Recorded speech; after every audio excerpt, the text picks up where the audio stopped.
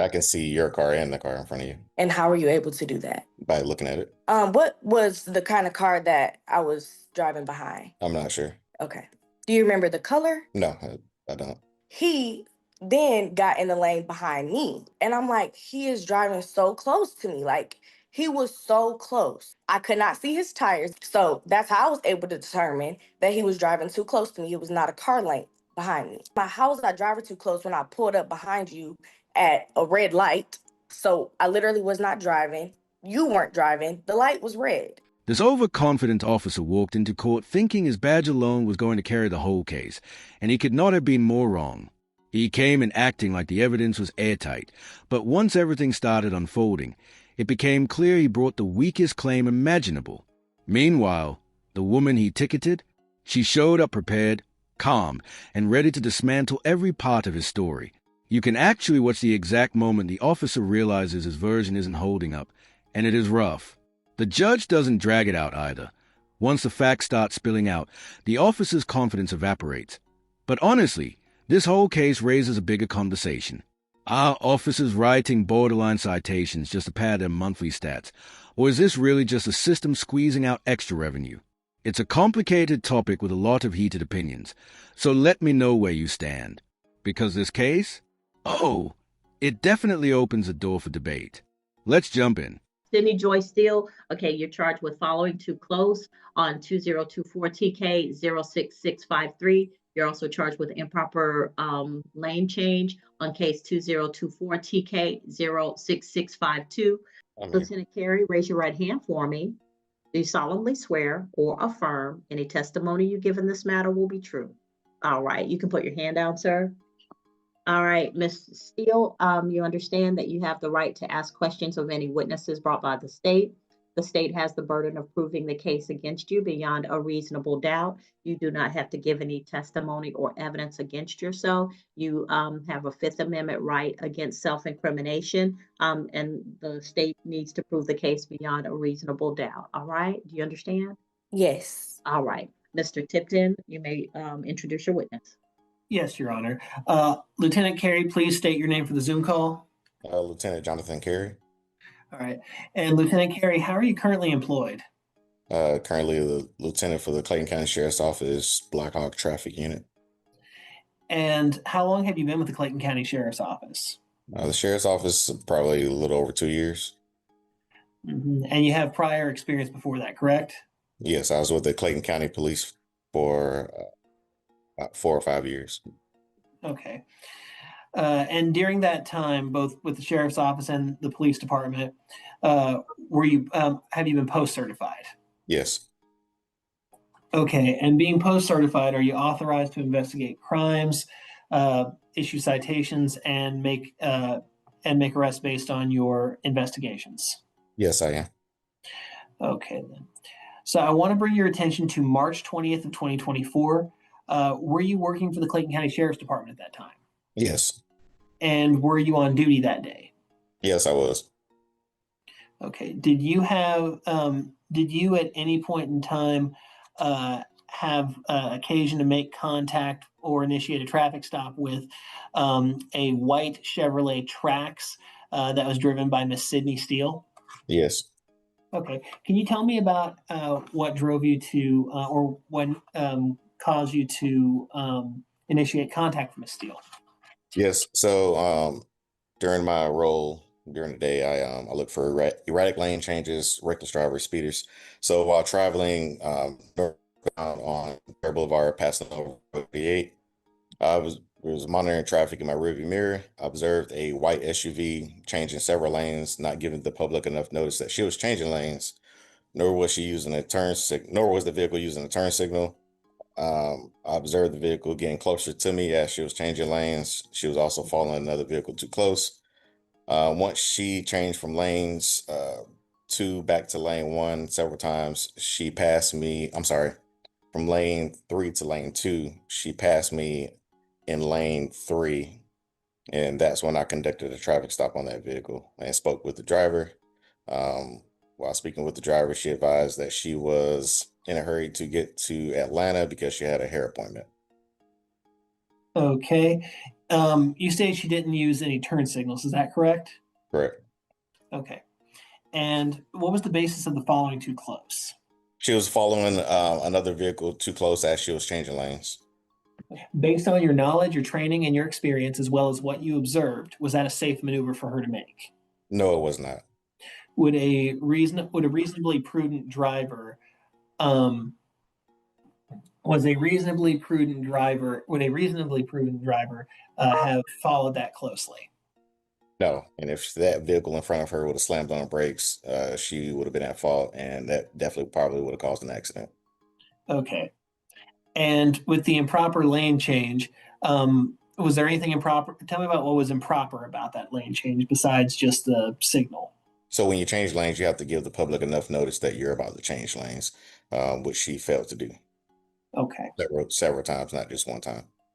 Okay. So, about how many lane changes did you observe? I believe I observed 3. So she went from the number 3 lane to the number 2 lane, then back to the number 3 lane. Okay. It's occur in Clayton County? Yes, it did. Okay. I have no further questions at this time. All right, Ms. Steele, did you have any questions of Lieutenant Carey? Yes. Go ahead, ma'am. So you said that you were observing me in your rearview mirror when I Correct. did all of these okay. So if you're observing me in my rearview mirror, how are you able to see how close I'm driving behind another car? If you're looking in your rearview mirror, you would see the car that's in front of me. You wouldn't be able to see my car. I can see your car and the car in front of you. Got you. So how are you able to determine how close my tires were to the trunk of the car in front of me? I can't determine how close your tires are, but I can determine how close your bumper is to their rear bumper And how are you able to do that? by looking at it. And what did you see? How close was I? If you had to guesstimate. You're less than a car length behind them. Less than a car length? Correct. And this was another car and this was not your car? Correct. Okay. I don't have any more questions for you. She showed up ready for war, and she did not miss. This woman clearly went through every detail before logging into that virtual courtroom, because the way she boxed this officer into his own contradictions was master level. She wasn't just responding to accusations. She was turning his statements into evidence for her. The moment he claimed he saw her following too closely from another lane, everyone watching knew this case was collapsing.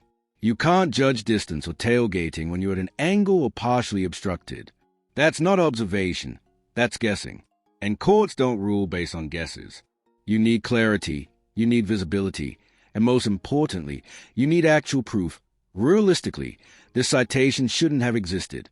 The judge knew it. Anyone watching the Zoom call could see it. And the officer, the look on his face said everything. From a legal standpoint, officers must witness a traffic violation directly without uncertainty. But hey, he was basically relying on "I think I saw," and that never stands up under questioning. Which lead to the bigger issue. If officers are issuing tickets based on shaky impressions instead of solid evidence, is it really about road safety? Or is this just the kind of quota-driven enforcement people constantly complain about? It's the kind of thing that chips away at trust in the whole system. Carrie, was your view of the car immediately in front obstructed? No. Was your view of Miss Steele's vehicle obstructed? No. Which lane were you in, sir? I was in the number 2 lane. Okay. And which lane did you observe the vehicle in when it was following too close? Number 3. Okay. Would you So, say that? well, when she was falling too close, she was in the number 2 lane as well. Okay. She went from number 3 lane to the number 2 lane, followed the car too close, and then switched back to the number 3 lane. Okay. Was there were there multiple cars that she followed too close to, or just the one? Just the one. Okay. Okay. And so you had an unobstructed view of her front bumper and the rear bumper of the car immediately in front of her, correct? Correct, by using my side mirror at the time. Okay, awesome. Thank you. No further questions. All right, I do have just one more question. go ahead. What was the kind of car that I was driving behind? I'm not sure. Okay. Do you remember the color? No, I don't. Okay. I don't have any more questions. All right. Um, did the state have any additional witnesses to present? No, Your Honor. State's going to rest this time. All right, Ms. Steele, did you wish to present evidence and testimony? Yes. All right, you understand that you're not required to present any evidence or testimony? Yes. All right, you're waiving your right to remain silent in order to offer evidence and testimony? Yes, ma'am. All right, raise your right hand for me. You solemnly swear or affirm any testimony you give in this matter will be true. Yes. All right, you can put your hand down. Go ahead, tell me what you need me to know. Okay, so the day this happened, I stopped at the gas station. At the time, I was 6 months pregnant. I stopped at the gas station, grabbed some water. I get out of the gas station, I turn right. As soon as I turn right, I turn into a light. I pulled behind the police officer. No other car was in front of me other than the police officer. When the light changed, it's like he wasn't moving. So I put my signal on to get in the lane to the right of me. I got in the lane to the right of me.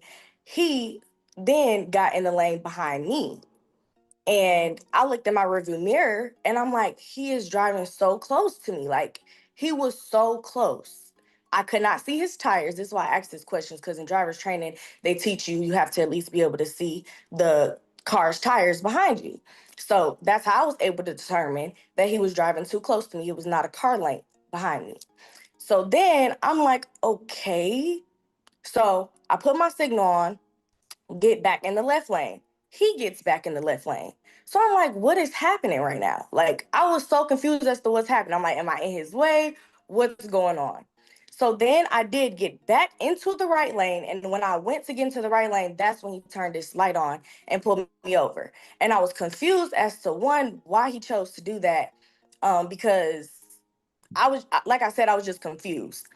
And he asked me, I asked him, I said, why did you pull me over? And he said, are you in a hurry or something like that? And I was like, well, I'm trying to get to my hair appointment because I was going to get my hair done for my baby shower. And he's like, okay, and then asked for my information. And when he came back and told me, one, driving too close, I'm like, how was I driving too close when I pulled up behind you at a red light? So I literally was not driving. You weren't driving. The light was red. And then when the light changed colors, you didn't really take off. So I'm like, okay, let me get out of this man's way because I have somewhere I have to go. And clearly he does not. So that's when I got over. And also, I have a 2024 Chevy Trax. My car, you literally cannot switch lanes without putting your signal on because it will jerk you back into your lane. So for one, I don't change lanes, especially while I was 6 months pregnant, without giving anybody proper notice, because I wouldn't want to put myself or my son in danger. And then that's why I also asked, what was the car? Because, there literally was not another car in front of me other than him. And then when I got over, for him to see all of these different lane changes, he was right behind me. And I did switch lanes that many times because he was driving so close up on my bumper to where he was correct. If I would have put on my brakes, he would have hit me in the back of my car. Okay. Any questions, Mr. Tipton? No, Your Honor. All right. Anything else, Ms. Steele? No, ma'am. No, Your Honor. Okay. Argument? State will submit on the facts, Your Honor. All right.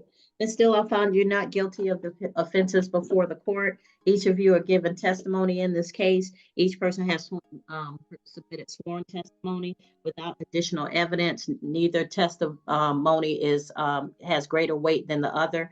Therefore, the court is not able to determine beyond a reasonable doubt that you committed an offense in this case and finds you not guilty on both offenses. Thank you. You're welcome. And just like that, the case gets tossed. Every single charge dropped. That's what happens when the facts line up and the narrative doesn't. I'm not saying the officer intentionally targeted her, but you have to admit the entire stop felt off. Charging someone with tailgating when you didn't even have a clear line of sight? That's not solid policing. That's a stretch. Look, I back law enforcement when they are doing the honest, difficult work that keeps roads and communities safe. But this wasn't about safety. This was about a citation that never should have left a notepad. Meanwhile, genuinely reckless drivers are speeding, weaving, cutting people off, and those are the folks who need the attention. And let's not ignore the detail that she was pregnant at the time. So while she's dealing with the stress of that, she still has to fight a borderline baseless citation in court. It's frustrating, and honestly, a waste of resources. Court time, taxpayer money, system bandwidth, all spent on something that didn't hold up for even a moment. The problem with citations like this is that they clutter the court system and erode public confidence. When weak cases get thrown out left and right, people start questioning whether the solid ones are legit too. And that ripple effect hurts everybody. So now I want to hear from you.